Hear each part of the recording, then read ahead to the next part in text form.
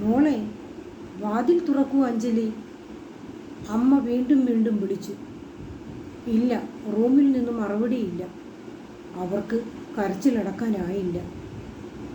അത് ഉറക്കെയുള്ള നിലവിളിയായപ്പോൾ ഉമ്മറത്ത് രാവിലെ പത്രവായനയിലായിരുന്ന അച്ഛനും വാതിലിൽ മുട്ടി. ആകെ ബഹളം. അയലത്തുകാർ സഹായത്തിനെത്തി. വല്ല വിധേനയും കതക് ചവിട്ടി തുറന്നപ്പോൾ ബെഡിൽ മോളുടെ ചേതനയേറ്റ ശരീരം. പിന്നെ ആസ്പത്രി, പോസ്റ്റ്മോർട്ടം, തളർന്നുപോയ ദിവസങ്ങൾ. എന്തായിരിക്കും ആത്മഹത്യയിലേക്ക് അവളെ പ്രേരിപ്പിച്ചത്?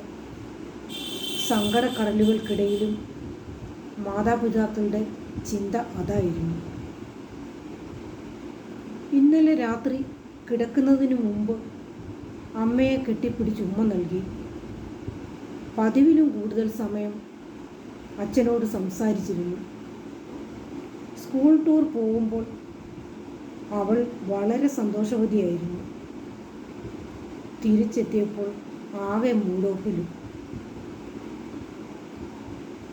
എന്തായിരിക്കും അവളെ അലട്ടിയത്?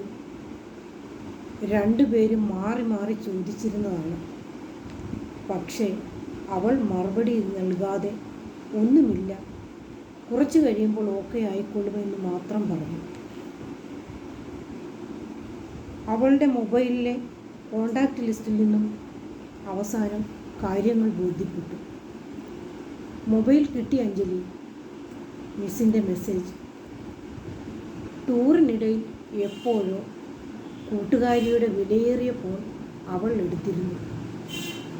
യാത്രാമധ്യേ തൻ്റെ ഫോൺ നഷ്ടപ്പെട്ടു എന്നും അഞ്ജലി എടുത്തിരുന്നെന്നും ആ കുട്ടി ടീച്ചറിനോട് പരാതി പറഞ്ഞു.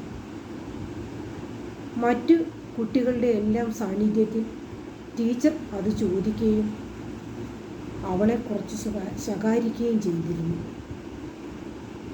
ഒടുവിൽ മടങ്ങും വഴി ടൂർ ബസ്സിലെ സീറ്റിനടിയിൽ നിന്നും ഫോൺ തിരികെ കിട്ടി.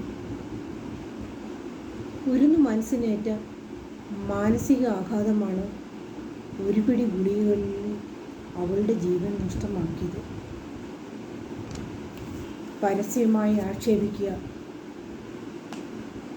സാഡിസമാണ്, ഒരുതരം മനോവൈകല്യം. ചിലർ അങ്ങനെയാണ്, എത്ര വിദ്യാസമ്പന്നരായാലും. മനുഷ്യ മനസ്സിൻ്റെ താളം തെറ്റിക്കാൻ വളരെ എളുപ്പമാണ്, ചേർത്ത് പിടിക്കാൻ പ്രയാസം. ആ അച്ഛനും അമ്മയ്ക്കും സമൂഹത്തിന് നൽകാൻ ഈ ഒരു മെസ്സേജ് മാത്രമേ ഉണ്ടായിരുന്നുള്ളൂ.